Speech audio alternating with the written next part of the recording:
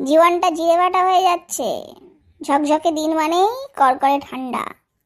আপনাদের হুইস্কি টুইস্কি খেতে হলে পরে জানাবেন, কারণ আঙুলের ডগাগুলো বরফের কুচি হয়ে আছে, গ্লাসে চুবিয়ে নিলেই ব্যাস। লোকজনের শীতকাল নাকি খুব ভালো লাগে। কি জানি বাবা, কি করে ভালো লাগে? এই সময় না সংসার করতে ভালো লাগে, না বাচ্চা মানুষ করতে ভালো লাগে, না পড়তে ভালো লাগে, না পড়াতে ভালো লাগে। রাত্রিবেলা ঘুমোতে যাওয়ার সময় শুধু অনাবিল আনন্দ। সকালবেলা হলে পরে জীবনে একদম ঘোর কালো ঘনঘটা নেমে আসে। 2005 সালে যখন কলেজে পড়তাম, তখন আমার গার্লফ্রেন্ড আমাকে ছেড়ে চলে গিয়েছিল। 1 সপ্তাহ 3 দিন 24 ঘন্টা কেঁদেছিলাম।